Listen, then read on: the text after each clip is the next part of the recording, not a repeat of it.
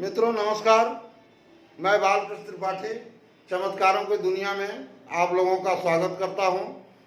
आज के वीडियो में हम बताएंगे कि भगवान बुद्ध, आज जो है वह बुद्ध पूर्णिमा का दिन है और आज ही के दिन भगवान बुद्ध पैदा हुए थे। आज ही के दिन उनको ज्ञान प्राप्त हुआ था और आज ही के दिन उन्होंने समाध लिया था, दुनिया से अंतिम विदाई लिया था।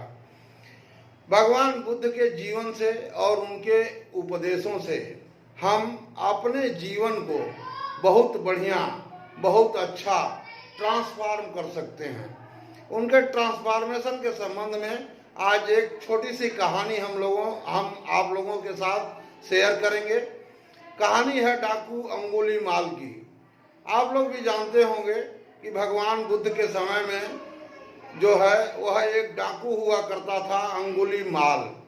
उसे वहाँ के लोगों ने इतना ज़्यादा परेशान किया या फिर वह मानसिक रूप से इतना परेशान हुआ कि उसके दिल दिमाग में पूरी तरह से बदले की भावना आने लगी और उस अंगुलीमाल ने ये संकल्प लिया कि हम 1000 लोगों को जो है वह हत्या करेंगे और उनकी हत्या करने के बाद उनकी अंगुलियों का माला जो है हम पहनेंगे।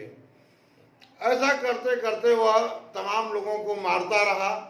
उस रास्ते से, जंगल के रास्ते से लोगों ने आना जाना बंद कर दिया था। फिर भी कभी कभार कोई भूले भटके जो पहुंच जाता था तो वह अंगुलीमाल का शिकार बनता था।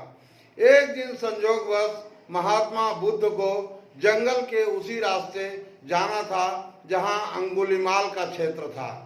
तो महात्मा बुद्ध के जो अनुयायी थे, जो शिष्य थे और वहाँ के जो रहने वाले लोग थे, उन लोगों ने भी कहा कि आपके लिए यह रास्ता उचित नहीं रहेगा, दूसरा रास्ता थोड़ा लंबा है, आप उधर से घूम करके चले जाइए, क्योंकि इस रास्ते पर डाकू अंगुलीमाल मिलेगा जो निश्चित रूप से आपकी हत्या कर देगा और वह 999 लोगों को मार चुका है।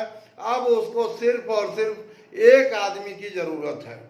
तो महात्मा बुद्ध ने कहा कि सिर्फ एक आदमी की जरूरत है और ये जो शरीर है यह हमारे किसी काम की अब नहीं है। इस शरीर से जो परम सत्य की प्राप्ति है वह पहले ही मैं कर चुका हूँ।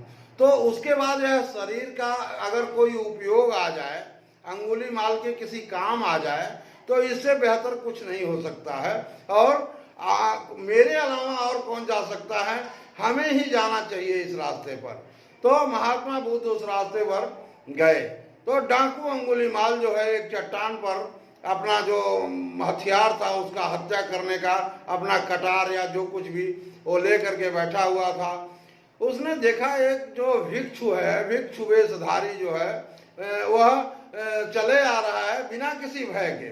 उसको अच्छा लगता था जब लोग उसको देख करके भयभीत होते थे, भागते थे, लोग प्राणों की भीख मांगते थे। और यह आदमी सरेआम में बैठा हूं यहीं पर और चले आ रहा है। महात्मा बुद्ध उसे कुछ बोले नहीं, वो चलते गए। उसको बड़ी गुस्सा आई, वो देखते रहा। उसके बाद उसने कहा, ए तुम रुको, ठहरो। महात्मा बुद्ध को उसने बोला। महात्मा बुद्ध ने उसको एक चीज बताया कि भाई मैं तो कभी का रुक गया हूं, लेकिन तुम रुको। अब उसके दिमाग में बड़ा ये हुआ कि मैं ये खुद चल रहा है, मैं बैठा हुआ हूँ और हमको कह रहा है रुको। तो उसने बताया, कहा अंगुलीमाल ने महात्मा बुद्ध से कहा, भाई तुम निश्चित रूप से पागल हो, तुम चल रहे हो खुद और हमको कह रहे हो रुको। महात्मा बुद्ध ने उसको बताया कि हमारा मन, हमारे विचार रुक गए हैं और तुम्हारा मन और तुम्हारा विचार अभी चल रहा है, जिसे मैं रुकने के लिए बोल रहा हूँ। और उनके चेहरे पर बिल्कुल भय नहीं था महात्मा बुद्ध के, और वो चीज जो है अंगुलीमाल को बहुत ज्यादा आश्चर्यचकित कर रहा था। कैसे भी वार्तालाप के दौरान उसके समझ में आया और उसके सिर पर भगवान बुद्ध ने ज्यों ही हाथ रखा त्यों ही उसे जो है वह समझ में आ गया कि मैं जो अब तक कर रहा था वह गलत कर रहा था, और वह भगवान बुद्ध के पैरों पर गिर पड़ा। पैरों पर गिरने के साथ ही भगवान बुद्ध ने उसे कहा कि तुम्हें जो है अब दीक्षा दे दिया गया और तुम अब खड़े हो, तुम जो है अब डाकू अंगुलीमाल नहीं हो बल्कि भिक्षु अंगुलीमाल हो। भिक्षु अंगुलीमाल को लेकर के महात्मा बुद्ध वहां से निकले। महात्मा बुद्ध के चरणों पर जो गिरा नीचे गिरा वह डाकू अंगुलीमाल था, और जो खड़ा हुआ वह भिक्षु अंगुलीमाल था। उसको लेकर के भगवान बुद्ध अपने शिविर में गए और वहां पर उन्होंने बताया भाई कि यह भी हमारे जो है भिक्षु हैं। दूसरे दिन जब भिक्षा का पात्र लेकर के अंगुलीमाल उसी बस्ती में, जिस बस्ती में उसने 999 लोगों की हत्या किया था, भीख मांगने के लिए निकला, तो लोगों को पहले तो आश्चर्य हुआ। लोग अपने घर के छतों पर चढ़ गए कि ये डाकू अंगुलीमाल है, यह निश्चित रूप से हम लोगों के बस्तियों में भी हत्या करने के लिए आया होगा। लेकिन धीरे धीरे जब उनको पता लगा कि नहीं, यह भिक्षु बन चुका है और भिक्षाटन करने के लिए आया है, तो लोगों ने तकरीबन उस घर के हर व्यक्ति को वह मार चुका था। तो लोग उसको पत्थर मारना शुरू किए। पत्थरों से लगने से वह लहूलुहान हो गया। उसके बाद महात्मा बुद्ध फिर आए वहां और लोगों को बताए कि अब यह डाकू अंगुलीमाल नहीं है, यह भिक्षु अंगुलीमाल है। आप लोग किसे मार रहे हो? डाकू अंगुलीमाल को मार रहे हो कि भिक्षु अंगुलीमाल को मार रहे हो? और फिर उन्होंने भिक्षु अंगुलीमाल को उठाया और महात्मा बुद्ध ने पूछा कि अब तुम्हें कैसा लग रहा है?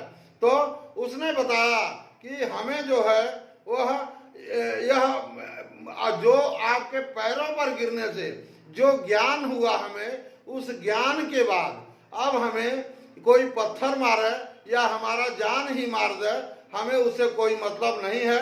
हमें यह ज्ञान हो चुका है कि हमारी आत्मा जो है वह अजर अमर है। और ऐसा जब उसने कहा तो महात्मा बुद्ध ने कहा कि पहले तुम भिक्षु थे, अब तुम ब्राह्मण हो गए, ब्रह्मज्ञानी हो गए तुम। अब जो है वह तुम इजिली आसानी से हमारे धर्म के प्रचार में हमारे साथ शामिल हो सकते हो।